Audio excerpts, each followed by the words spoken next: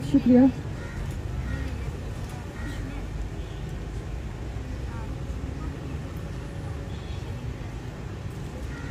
आज से 12 साल पहले जब मैं पहली दफा इस्लामाबाद आई थी, इसी प्रेस क्लब के सामने हमने एहतिजाजी भूख हड़ताली कैंप लगाया था। उस वक्त मेरे वालिद की जबरी गुमशुदगी को 2 साल का अरसा मुकम्मल होने वाला था और वो भी एक ट्रेन मार्च थी। उसके बाद 2013 के स्टार्टिंग में मार्च के महीने में एक और ट्रेन मार्च, जिसमें हम तमाम लापता अफराद के लवाहिकीन इस्लामाबाद प्रेस क्लब के सामने भूख हड़ताली कैंप लगाकर अंधे और बहरे लोगों को, हुक्मरानों को अपनी आवाज सुनाने आए थे। एक और मार्च की जिक्र करता चलूं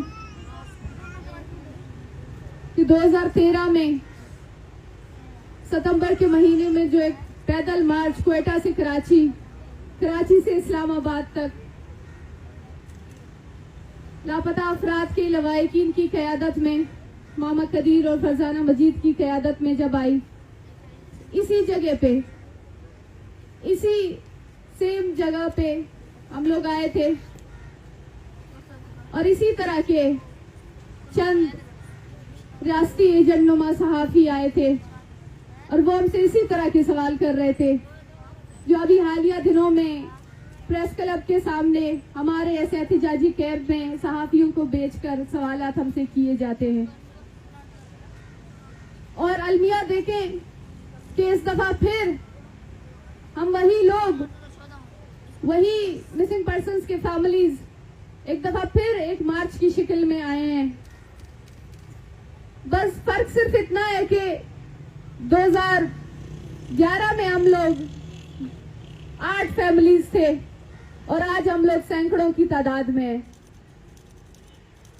2012 में भी यही हुकूमत की तरफ से बेसी, यही बहरापन और गुंगापन, और इस दफा फिर ये एक ही चीज हमें सिखाती जा रही है कि हमारे साथ जो एक इंसानी अलमिया है, जो इंसानियत सोच मसला है, संगीन मसला है, दुनिया के तमाम कवानीन इसके खिलाफ है। कहीं पर भी जबरी गुमशुदगियों को जस्टिफाई नहीं किया जा सकता है। इस अमल के हवाले से जब हम इस्लामाबाद में आते हैं, बलूचिस्तान तो दूर की बात है, बलूचिस्तान एक ब्लैक होल है, वहां पर मीडिया पे कदगने हैं, वहां पर अगर कोई बोलता है या लिखता है या पढ़ता है तो उसको या तो मार दिया जाता है, कत्ल किया जाता है, या फिर उसको सालों साल जबरी गुमशुदगियों का निशाना बनाया जाता है। जब हम इस्लामाबाद आते हैं, यहाँ की जमीनें, यहाँ के दरवाजे भी हमारे लिए तंग किए जाते हैं, यहाँ पर हमारे लिए रास्ते बंद किए जाते हैं। वो फर्क जो कई सालों से रियासत कहती है कि बलूचिस्तान के लोग नाराज हैं, बलूचिस्तान के चंद लोगों का मसला है, चंद सरदारों का मसला है, चंद जमीनी तनाज़ों का मसला है, लापता अफराद का कोई मसला है ही नहीं। ये सारी माओं और बहनों के आंसू झूठ है। ये इंडिया से इनका ताल्लुक है, क्योंकि इनकी नजदीकियां इंडिया से हैं, तो इनको ड्रामे भी अच्छे से आती है, इनको आंसू निकालना भी बहुत अच्छे से आती है। ये जो कुछ करती हैं, सड़कों पर आती हैं, ये सब इंडिया चूंकि इनसे करीबी ताल्लुकात रखती है, तो वहीं से सीख कर ये इधर आके प्रेस क्लबों के सामने तस्वीरें उठाकर ढोंग करती हैं, दर्द और तकलीफ का प्रचार रचाती हैं।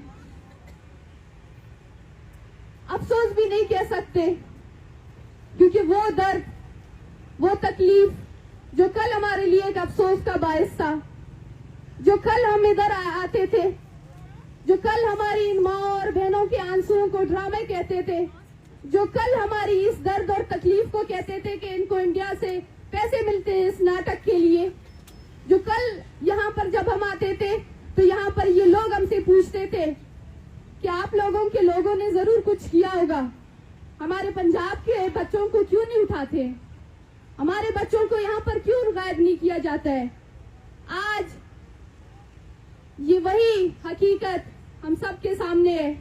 आज पंजाब से भी बच्चे उठाए जा रहे हैं। 15 साल बच्चे पंजाब से भी, सिंध से भी, पख्तूनख्वा से भी, पूरे मुल्क में ये मसला एक बन चुका है। और इस वक्त शायद इस मुल्क में सैकड़ों, हजारों, लाखों लोग इस मसले से वाकिफ हो गए हैं। लेकिन अफसोस की बात है कि जब बात बलोच की बात पर आ जाती है तो सब लोग मुंह मोड़ लेते हैं। सब लोग इसको कहीं ना कहीं किसी तरीके से एक नाम देते हैं, एक लेबलिंग लगाते हैं इसके ऊपर।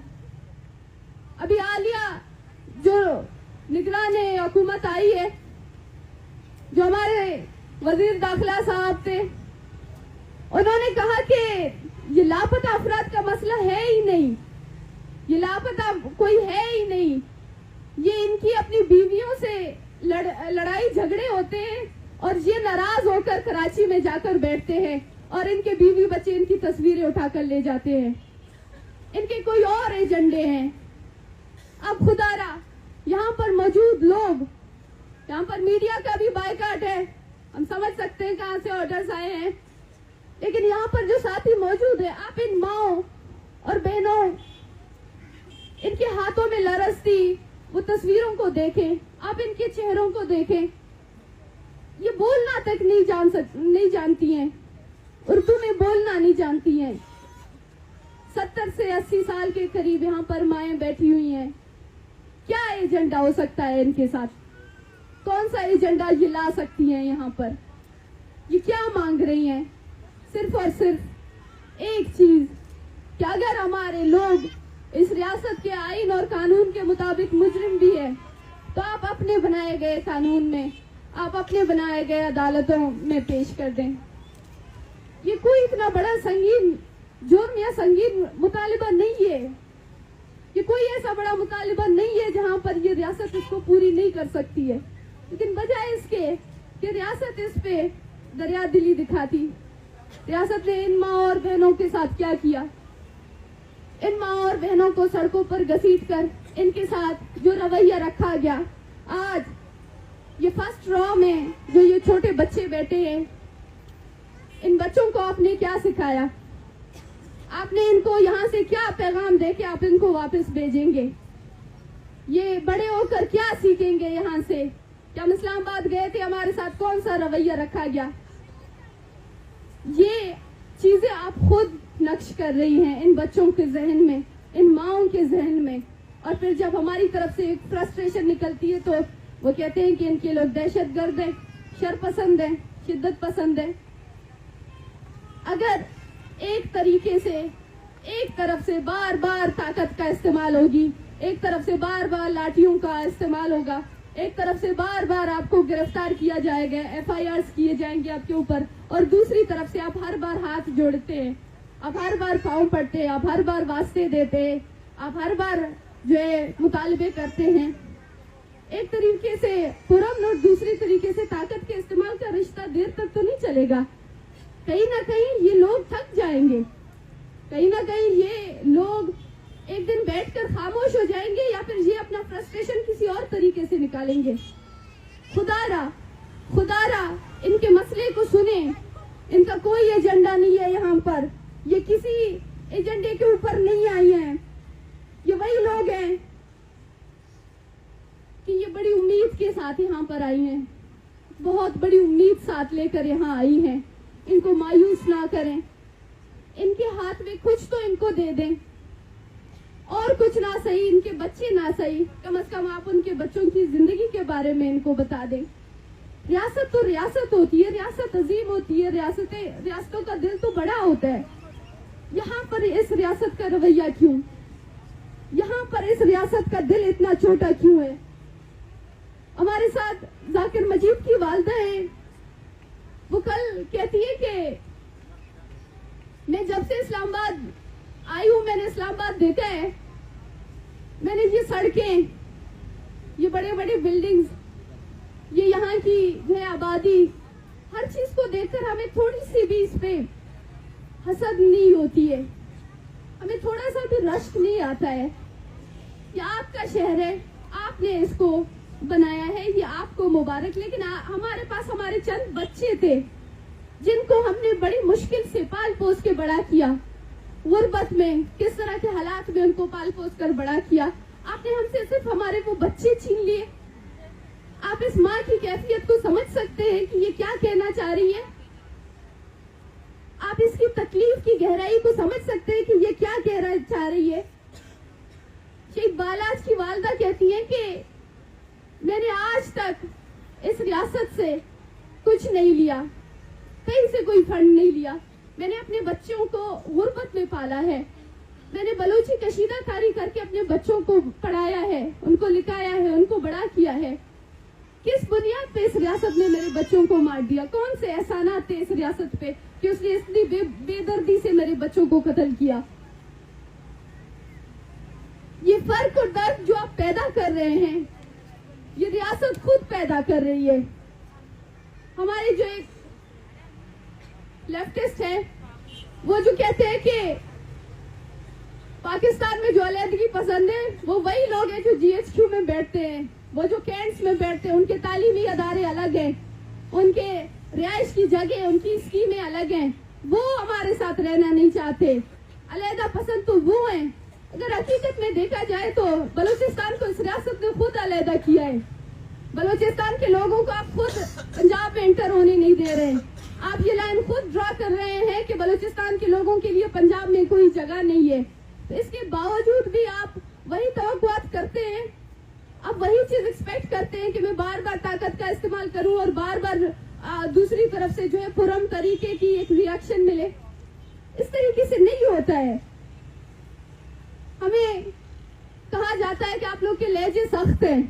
हमें कहा जाता है, सोशल मीडिया पे तनकीद होती है कि ये जो आप जेनोसाइड का, ये जो आप कॉलोनी का लफ्ज इस्तेमाल करते हैं, ये बहुत बड़े अल्फाज हैं। लेकिन उन लोगों से कहना चाहती हूँ कि कभी आप लोग आए बलूचिस्तान को तो देखें। हमारी नजर में ये जेनोसाइड, ये कॉलोनी बहुत छोटे अल्फाज हैं। बलूचिस्तान इस वक्त जब्र की आग में लिपटी है। बलूचिस्तान में बलोचों की जिंदगियां जिस तरीके से महरूम किए गए हैं, बलूचिस्तान को आज एक खाई में धकेला गया है। वो हम जी रहे हैं। वो हमसे पूछें कि ना हमारे पास हमारी नींदें हैं, ना हमारे पास हमारा चैन है, सुकून है, ना हम लोग जी सकते हैं, ना हम लोग मर सकते हैं। ये हमसे पूछें। छोटे छोटे बच्चे इस चीज से मुतासिर हो रहे हैं। छोटे छोटे बच्चों की जिंदगियां यहाँ से जो रियासत निकल रही है। हमारे लोग, हमारे पढ़े लिखे लोग, हमारी एक पूरी नस्ल आज रियासती जिंदानों में कैद है और उनके पीछे उनके जो है लोग, उनके रिश्तेदार वो जहनी मरीज बना दिए गए हैं। फिर भी आप कहते हैं कि आप लोग जेनोसाइड का लफ्ज इस्तेमाल नहीं करें, आप लोग कॉलोनी का वर्ड इस्तेमाल नहीं करें। कोई अगर आपके घर में आए, कोई अगर आपके घर में आपकी जिंदगी का फैसला करे, आपके जीने और मरने का फैसला करे, आपके रहने और खाने पीने का फैसला करे, तो आपको कैसे लगेगा?